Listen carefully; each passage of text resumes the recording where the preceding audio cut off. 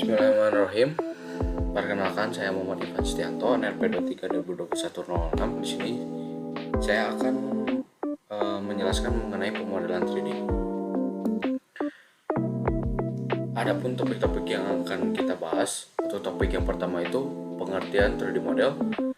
Topik kedua itu ada teknologi pembuat 3D model. Di antaranya teknologinya itu ada penginderaan jauh, teknologi airborne SAR, teknologi foto udara, dan teknologi radar. Untuk topik yang ketiga, contoh 3D model dengan foto jarak dekat dan kaitannya dengan LOD. Untuk topik yang pertama yaitu pengertian 3D model. 3 dimensi dapat diartikan sebagai objek yang dapat didefinisikan dalam sistem koordinat kartesian 3 sumbu, yaitu pada sumbu X, sumbu Y, dan sumbu Z. Sederhananya, objek 3 dimensi adalah objek yang memiliki panjang, lebar, dan tinggi. Kemudian, semua objek real world di dunia nyata itu berbentuk 3D model. Jadi, model dapat diartikan sebagai representasi atau tiruan dari dunia nyata, sehingga 3D model diartikan sebagai penggambaran atau representasi dunia nyata dalam bentuk 3D dalam sistem lain. Dalam kaitannya dengan sistem informasi geografis, model 3 dimensi dibagi menjadi model 3 dimensi yang memiliki referensi kebumian, georeference, dan model 3 dimensi yang tidak memiliki referensi kebumian. Nah, selanjutnya itu ada teknologi pembuat 3D model. Teknologi yang pertama itu adalah penginderaan jauh. Langkah awal melibatkan pemilihan sensor yang sesuai seperti satelit dengan resolusi spesial yang tinggi. Setelah akuisisi data, pemrosesan dilakukan untuk memastikan kualitas dan akurasi citra, termasuk koreksi geometrik dan kalibrasi radiometrik. Teknik pengolahan citra digunakan untuk mengekstrak fitur penting seperti batas wilayah, jaringan jalan, sinyal, dan sungai. Data hasil remote sensing kemudian dipadatkan dengan data referensi dan diintegrasikan ke dalam sistem informasi geografis untuk analisis spasial dan pembuatan peta. Validasi lapangan dan koreksi diterapkan untuk meningkatkan akurasi, dan jika diperlukan data sensor multispektral digabungkan untuk mendapatkan informasi yang lebih lengkap. Ini adalah SAR, Airborne Synthetic Aperture Radar. Airborne Synthetic Aperture Radar ini digunakan untuk memperoleh informasi geospasial dasar untuk peta skala besar dengan langkah-langkah tertentu. Pada awalnya, pesawat membawa sistem SAR dan melakukan penerbangan sesuai dengan rute yang ditentukan untuk mencakup area target. Selama penerbangan, SAR mengirimkan pulsa radar dan merekam sinyal kembali untuk menghasilkan data citra. Selanjutnya, data ini mengalami pemrosesan termasuk koreksi radiometrik dan geometrik untuk memastikan kualitas citra.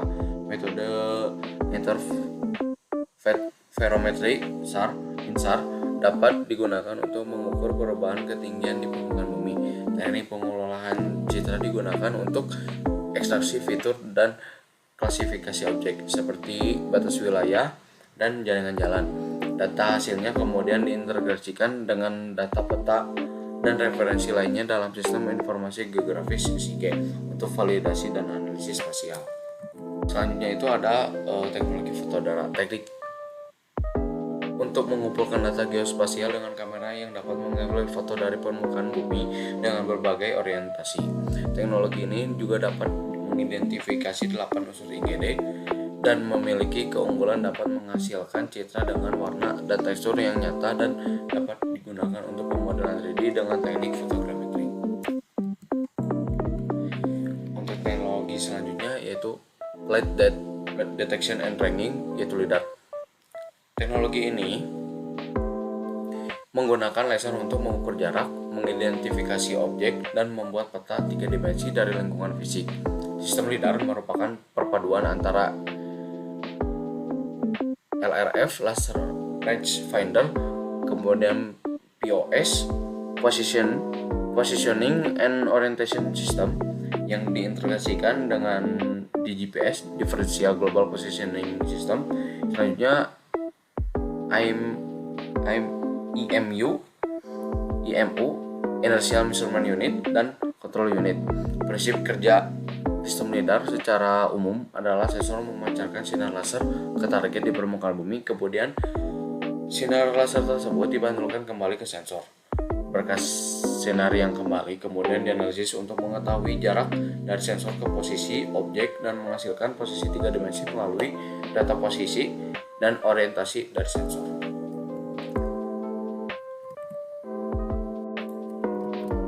Nah, untuk selanjutnya itu ada contoh 3D model dengan foto jarak dekat. Nah, objek ini dengan kaitannya dalam konteks 3D modeling mengacu pada tingkat rincian atau kompleksitas geometris dari model tersebut. LOD diterapkan memastikan keseimbangan antara kualitas visual dan kinerja komputasi. LOD yang lebih tinggi biasanya membutuhkan lebih banyak sumber daya komputasi. Sementara LOD yang lebih rendah dapat memberikan kinerja yang lebih baik tetapi dengan kehilangan beberapa kerincian. Nah, mungkin cukup sekian pemaparan dari pembahasan mengenai pemodelan 3 dimensi. Terima kasih yang sudah mendengarkan. Mungkin cukup sekian. Terima kasih. Assalamualaikum warahmatullahi wabarakatuh.